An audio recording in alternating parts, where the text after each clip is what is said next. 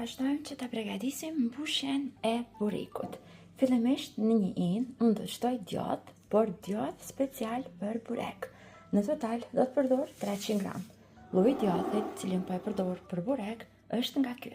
Pra ky është lloji i djathit për burek.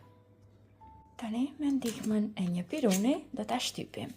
Ky lloj djathit është i butë, shtypet lehtë. Si e coptojmë mirë djathin, vazhdoj që brenda shtojmë vezë.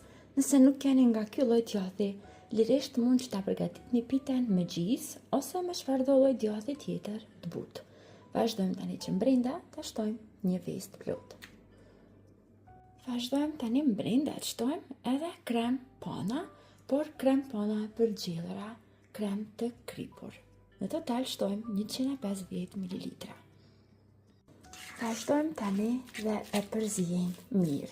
Kremi pana do ta bën edhe më kremoze mbushjen e këtij bureku, për atë arsye e shtojmë këtu tek mbushja. Përzijejmë edhe një herë mirë dhe mbushjen e kemi gati, e largojmë anësh. Tani kemi nevojë për peta të gatshme, për pite dhe për baklava, pasi ideja e kësaj recete është që të përgatisim diçka shpejt dhe lehtë. Nëse keni dëshirë, mund t'i hapni edhe me peta vet, por kjo recetë bëhet me peta të gatshme.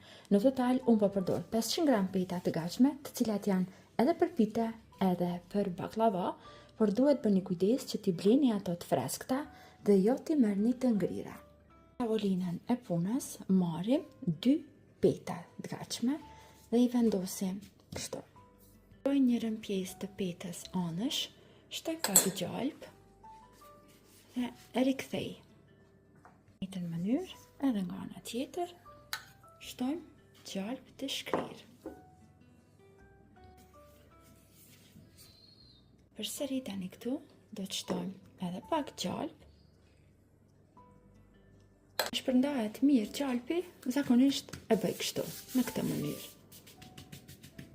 Përsëri e hap petën. Nga mbushja që e përgatitëm, vazhdojmë shtojmë mbi petat. Dhe me lugë e përhapim kështu. Dhe vazhdojmë tani t'i mbështjellim në formë roleje.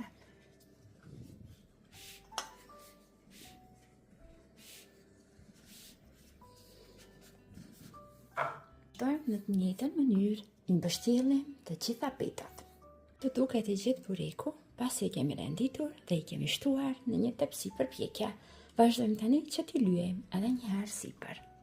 Tani do të kemi nevojë për pak ujë të gazuar mineral. Dhe me ndihmën e një luge, shtojmë sipër secilës petë nga një lugë gjelle ujë mineral me gaz.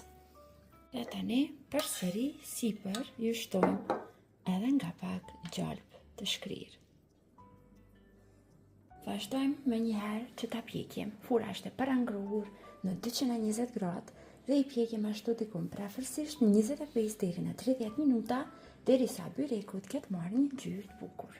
Dhe të dashur miq, në këtë momente bureku është gati. Unë e kam prerë pak kështu në copsa më të vogla që të mund ta shërbej më lehtë. Shpresoj që do ta provoni edhe ju dhe do ta shijoni bashkë me familjen e juaj. Deri në video recetat e radhës, mbeteni të përshëndetur nga unë.